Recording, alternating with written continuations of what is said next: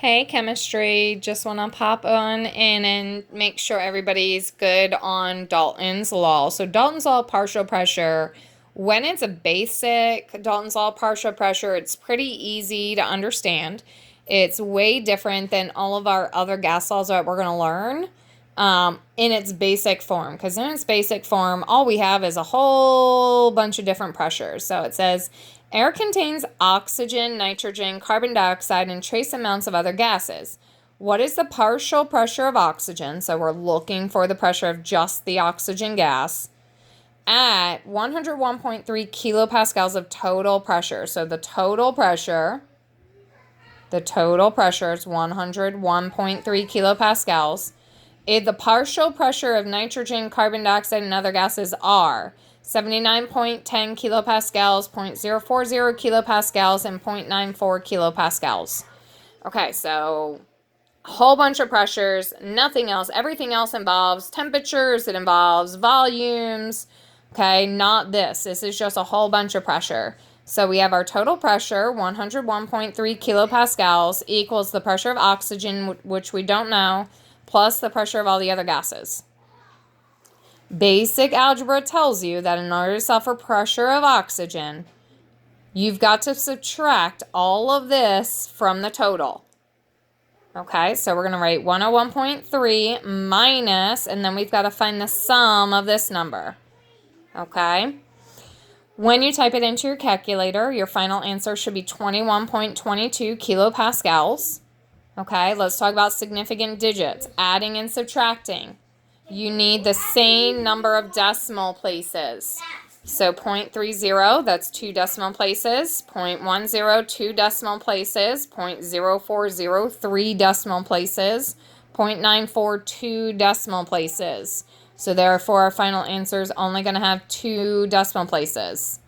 Okay, so it doesn't matter that it's 4 significant digits and this one's only 2. What matters here is the number of decimal places. The only other issue with Dalton's law in its normal state is please make sure all of the units are the same. These are all measurements of pressure, so therefore all the pressure units should also all be the same.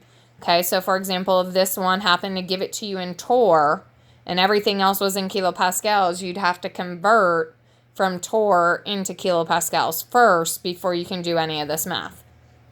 Okay, that's not actually the Dalton's law that I'm normally worried about. The Dalton's law that most students have a hard time with, and it's not on your notes worksheet, okay, is actually Dalton's law of partial pressure with using something called water displacement. Sometimes the problem just says it was done over water. So where you can go in your PowerPoint to get some help with this, okay, is actually on slide 20. So if you look at slide 20, okay, you will see that we have a link here. Let me get to it. There we go. We have a link here. This link takes you to a video that really does a good job discussing what it means that gases are collected by water displacement or over water. We actually already did a lab where we collected a gas over water. So if you remember, we did our second hydrogen lab, okay, where we filled up the glass bottles all the way up with water, and then we stuck the rubber tubing inside of it, and then the rubber tubing was allowed the gas to go from our actual flask through the tubing into our glass bottles, and it displaced the water. It made the water leave. It made the water go down, okay, and then we really cool took it out and we blew up all the hydrogen. Well, at that time, we thought we had only collected hydrogen, okay? But the problem ends up being is that when you collect by water displacement, water evaporates. So when the water evaporates, it gave us water vapor, water in the gas form, in with the gas that we were collecting, which in our case was hydrogen, okay? So we kind of just modify the equation a little bit. It still means the same thing. The total pressure now is actually the total pressure of the atmosphere equals the pressure of the gas that we were trying to collect in the tube plus the pressure of the water vapor that's naturally going to be in the tube because of how we're doing this by water displacement. The reason why these look weird to students, let me go to the next slide, slide 21, okay, is because we only get one pressure and we get one temperature, and that's it. Notice it doesn't say anything about Dalton's law. So let's talk about some clues when reading this to know that it's Dalton's law and that it's this variation of Dalton's law. Okay, so it says oxygen gas from the decomposition of potassium chlorate was collected by water displacement. The barometric pressure, which is just a fancy way to say air pressure, and the temperature during the experiment were 731.0 torr and 20 degrees respectively. What was the partial pressure of oxygen collected? So first of all, you see partial pressure. That tells you that it's Dalton's law. Okay, but some of you are going to look at this and say, well, I know it's Dalton's law, but I only have one pressure and I'm finding another pressure. That's it.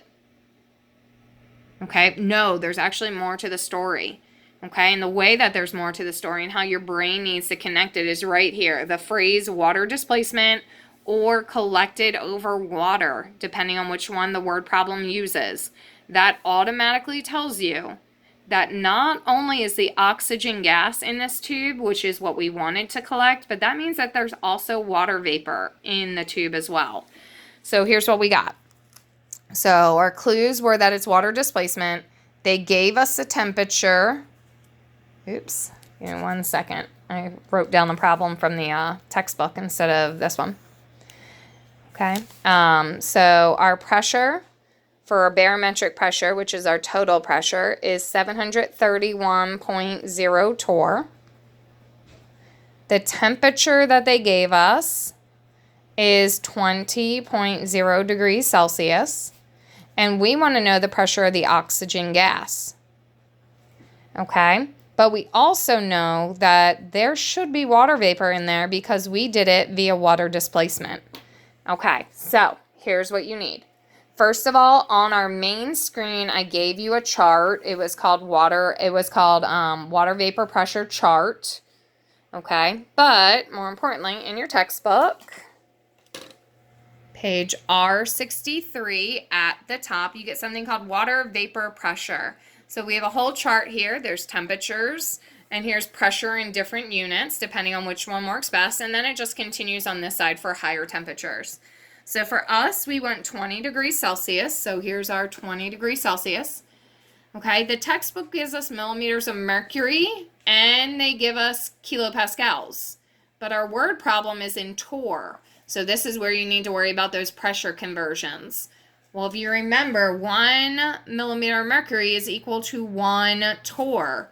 So therefore, I want to use the millimeter of mercury number, and I don't even have to calculate or change anything because, well, it's the same.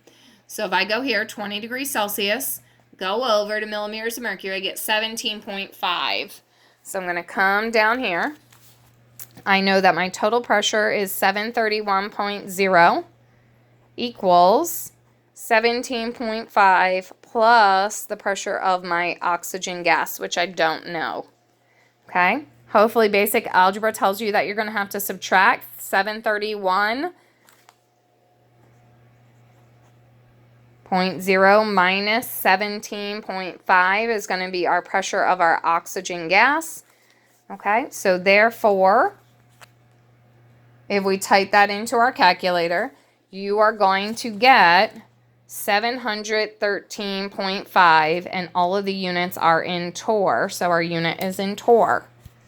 Okay, let's talk about significant digits. Again, we're adding and subtracting. 1 decimal place, 1 decimal place. Therefore, my final answer should have 1 decimal place, 17.5.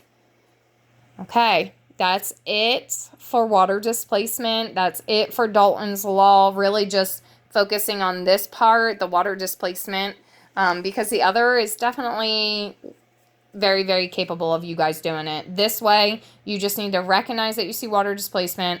Remember, that means water vapor is going to be there, which means we need to go to the chart in our textbook on page R63, the green pages, okay, at the top. It's called water vapor pressure.